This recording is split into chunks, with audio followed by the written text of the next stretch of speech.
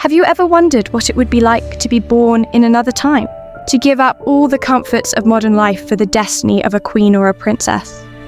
But the truth is, even though these women wore beautiful dresses and jewels and shone at grand balls, in many ways they were prisoners of their own titles, with no freedom of action and no freedom of love. But every story has its exceptions. Women who were willing to risk everything and defy the rules of their world. And today, we're talking about royal rebels who chose love.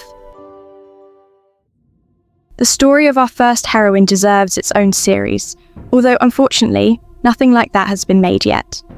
Over the course of her life, this woman managed to be a child bride, almost a nun, a secret wife, and eventually, the mother of a Princess of Wales. We're talking, of course, about Eleanor of England, and her story was actually suggested by a viewer with the username Ananiskanen in the comments under my previous video. So thank you for exploring these fascinating stories of women from the past together with me. I always read your comments, and they truly inspire me. Eleanor of England was the youngest daughter of King John of England. As was often the case, we don't know her exact date of birth, because princesses at that time were not valued as highly as princes, and no one really bothered to record such details. But what we do know is that she was named after her legendary grandmother, Eleanor of Aquitaine, and most likely inherited her character and her desire for freedom.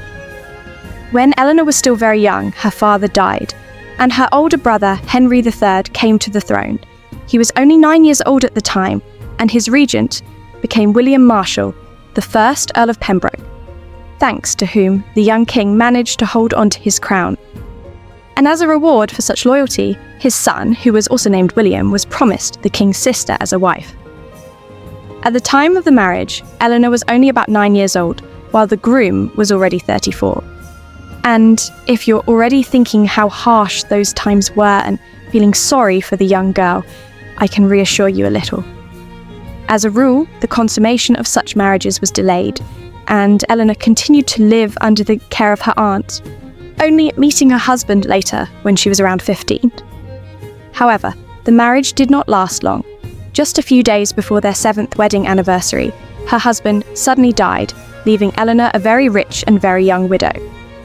Although, in reality, she did not receive her widow's wealth, or even part of the dowry that should have returned to her after his death. Her brother-in-law took 10 of her estates and disposed of them as he wished. What followed were long disputes and conflicts over inheritance. And in order to avoid a conflict with such a powerful family, the king suggested that his widowed sister accept her fate and take a vow of chastity. And most likely, at that moment, a girl of about 16 had no real way to stand against the injustice of the world she lived in. She had no choice but to agree, or once again become a pawn and be married off to someone her brother chose. So, in 1234, she took a vow of chastity. And although she did not become a nun, she was expected to wear a ring as a sign that she was the bride of Christ, to remain chaste, and to live a quiet, restrained life.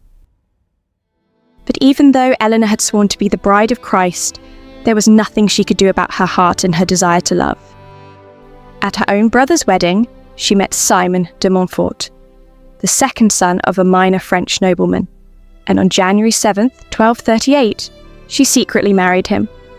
Although, interestingly enough, despite the secrecy, Henry III knew about it and was even present. A real scandal broke out at court. First of all, the king's sister had broken her vow of chastity, and the king himself had allowed it. And secondly, the groom was clearly far below the bride in status. The outrage was so great that it almost led to an uprising, and the king had to calm his own court with bribes. And Simon, to avoid further scandal, was quickly sent to Rome to seek official approval for a marriage to a woman he was, in fact, already married to. The couple received permission from the Pope and were finally able to live together openly and happily. Their first son was named Henry, in honour of the king, and soon after, they even became godparents to the king's son Edward. But this family harmony did not last long. Soon, a conflict broke out between the men, when Simon used the king's name as security in one of his debts. The furious king reportedly said, "You seduced my sister." And when I discovered this, I gave her to you against my will to avoid scandal." And he even threatened to imprison Simon in the Tower. The tension reached such a peak that the couple had no choice but to flee England for France. And although the couple eventually managed to regain the king's favour and return, the tension within the family, as well as the growing dissatisfaction with Henry III's rule, only continued to rise.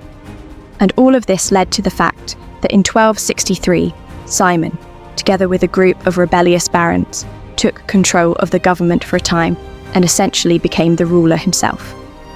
This time, it was the king who found himself imprisoned in the Tower, the very fate he had once threatened his own relative with. And even though this period was short, Simon managed to do something that changed the political structure of England forever. He called the Oxford Parliament, which limited Henry's absolute power, and even included representatives from the towns. His actions were far ahead of their time, and earned him a place in history as one of the founders of modern parliamentary democracy. Quite a journey from a complete outsider to a political reformer. And Eleanor was not standing aside from all of this. She played an active role, acting as a link between her husband and their allies, gathering support, and even taking charge of the defence of their family castle, ordering a siege engine and hiring an engineer for it. She was definitely not a woman who would back down. However, on August 4th, her husband and her eldest son were killed at the Battle of Evesham by Prince Edward and his forces. Eleanor, with her children, had to flee England for France, where she settled in an abbey. And this time she truly became a nun, and later an abbess. But now it was no longer a forced decision. It was the conscious choice of a woman who had lost her husband and her child, and was living out the rest of her life in exile, far from her homeland. Henry VIII and his sisters had one thing in common: they all chose who they married. You probably know the story of Henry's 6 marriages, but did you know that both of his sisters were just as rebellious, choosing their own husbands and both falling out of favour with their own brother because of it? And by the way, if your knowledge of the Tudors mostly comes from the series The Tudors, you're probably a bit confused right now because there was only one sister, Margaret. But in reality, that character is more like a Frankenstein creation, put together by the writers from the lives of 2 sisters, Margaret and Mary, and it's completely inaccurate. So now, let's take a look at what their real stories were actually like. Margaret Tudor was Henry VIII's older sister, and her own brother once called her nothing less than a shame and disgrace to all her family. And she earned that title from a king who was hardly a model of virtue himself, thanks to her 2 scandalous marriages, both to men she chose for herself. But Margaret's story didn't begin with scandal. At first, everything followed the classic path of a princess of that time. Her first marriage to the King of Scotland was arranged when she was only 13, and their union became a guarantee of peace, something the 2 countries had failed to achieve for almost 170 years. As I mentioned in my previous video about Cecily of York, she was originally meant for this role, but in the end, it was her niece who became the wife of a man 17 years older than her. As Alain Massey writes in The Royal Stuarts, she understandably had no great relish for a marriage to a husband twice her age. Her grandmother, Margaret Beaufort, delayed sending the young bride to Scotland for as long as possible, clearly not wanting her granddaughter to be turned into what was essentially an heir-producing machine at such a young age, which was, of course, the main interest of the Scottish king, who had no legitimate heirs. But for her father, Henry VII, this marriage was extremely important. And Margaret, of course, obeyed. And even though her husband had numerous mistresses and illegitimate children, which could hardly have pleased a young wife, he was, in his own way, attentive to her, generous with gifts, and their marriage, with some effort, could be called relatively successful. At least they managed to create a certain balance.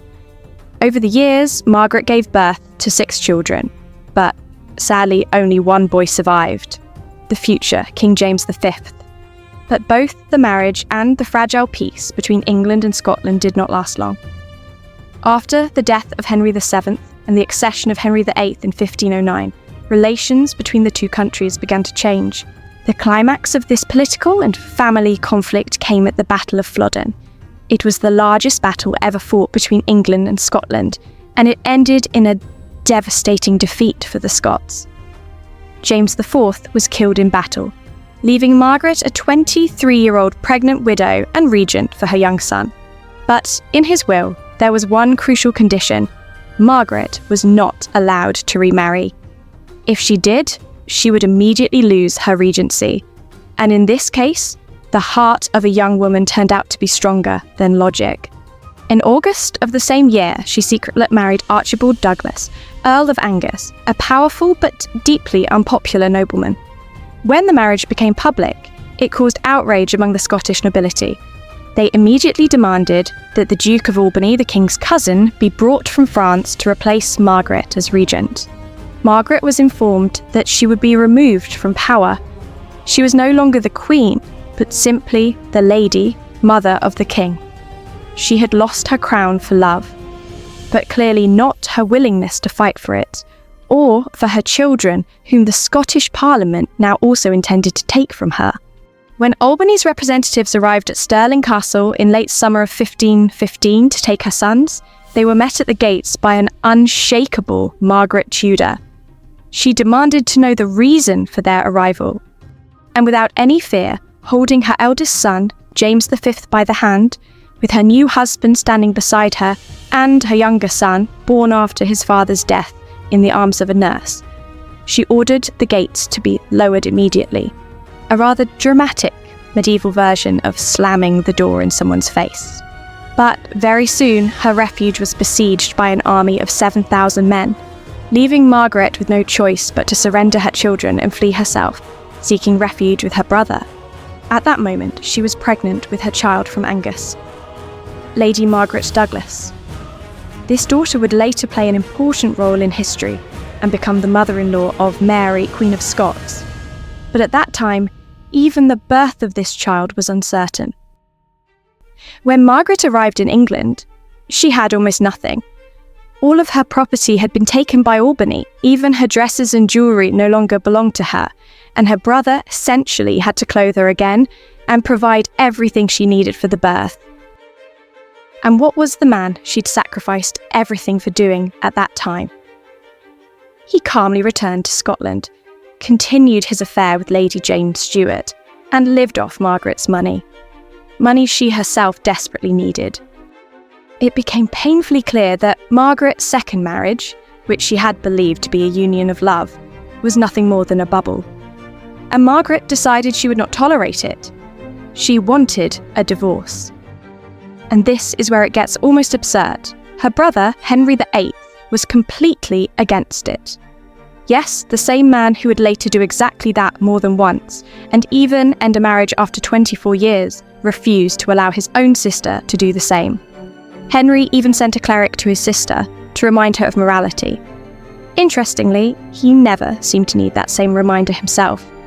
Realising that her brother would not help her, Margaret was forced to make peace with Albany, and it was actually he who supported her in her fight to free herself from her husband.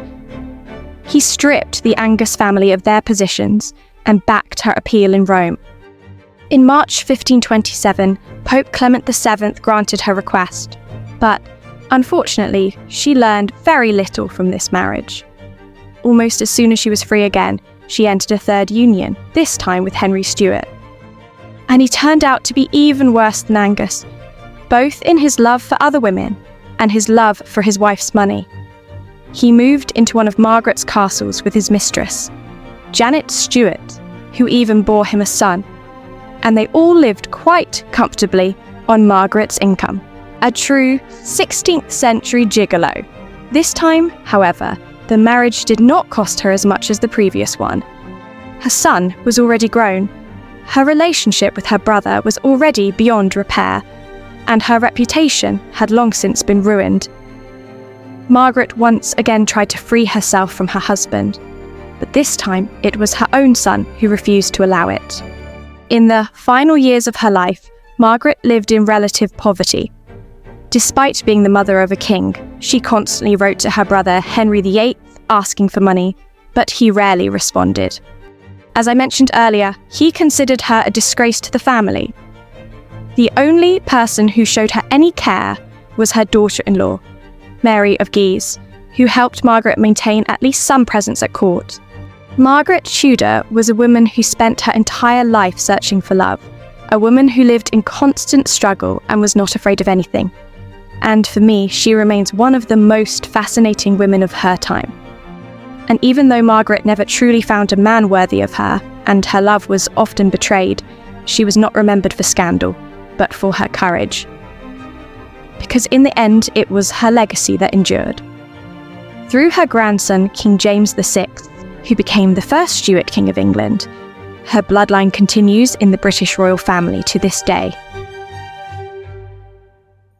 And now, let's talk about another rebellious sister of the king who also made the biggest gamble of her life on love. Mary Tudor. Mary was Henry's favourite sister. He even named his daughter after her. And she was considered one of the most beautiful princesses in Europe. Erasmus himself said that nature never formed anything more beautiful. And if you look at her supposed portraits, it's honestly hard to argue with that. Originally, their father had planned a Habsburg alliance for Mary. She was supposed to marry the son of Joanna and Philip, the future Emperor Charles V. But when Henry became king, Spain formed an alliance with France, and an angered Henry broke off this match. Just a week later, England and France signed their own peace treaty, and Mary, like a piece on a chessboard, became part of the deal. An 18-year-old girl was to marry a 52-year-old king. When Mary Tudor arrived in France, her aging husband, who quite literally had only a few weeks left to live, put all his remaining energy into trying to produce an heir with Mary. And the morning after their wedding night, the king proudly told his servants that he had crossed the river 3 times that night and could have done more if he wished. But fortunately for Mary, Louis died just 3 months later. As many joked at the time, he simply couldn't survive the strain of the marriage bed, although in reality, it was most likely gout. After the king's death, Mary was required to remain in France for some time to make sure she was not pregnant with the late king's heir. To bring the princess back to England, Henry sent his close friend Charles Brandon, a man he had practically grown up with, and someone Mary had also known since her youth. It's hard to say when exactly their feelings for each other began, whether before Mary was married off to the aging king, or later, when the young and handsome Duke came to take her home.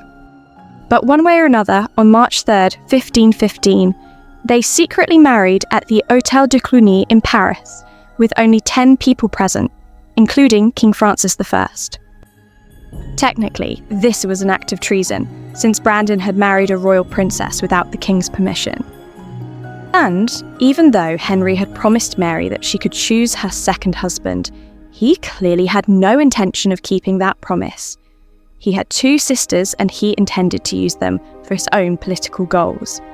And since Margaret was already married, Mary was still a valuable piece on the board, with new alliances being planned for her, including once again a possible marriage to Charles.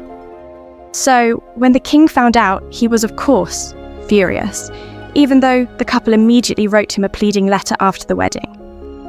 Mary and Brandon returned to England on May 2nd. Henry, who had already cooled down by that point and did not want to destroy the lives of his favourite sister and his friend, made it clear that he would forgive them, but at a high price. Mary had to repay the cost of her wedding to Louis, return the jewels she had taken to France, and together they had to pay a huge sum of £24,000. So honestly, they got off quite lightly.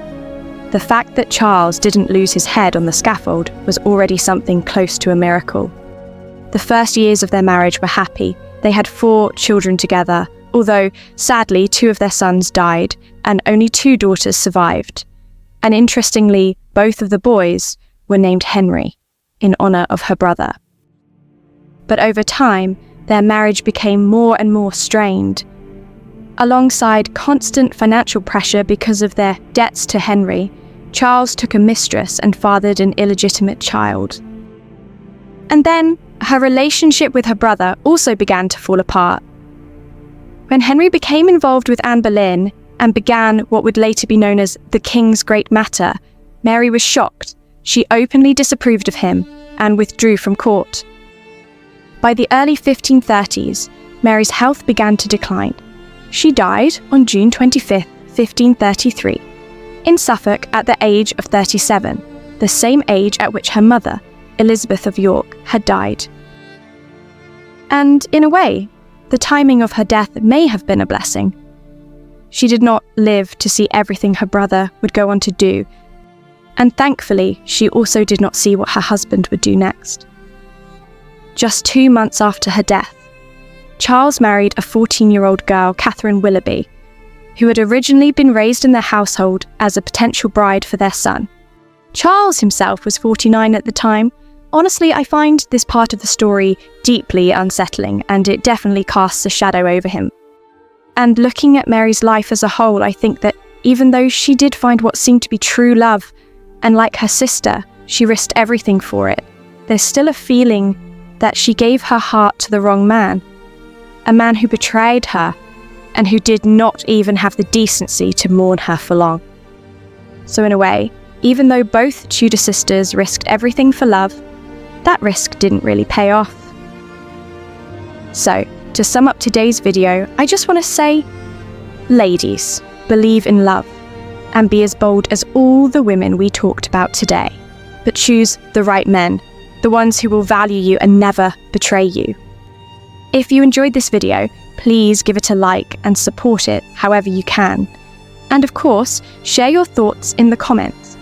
See you in the next video.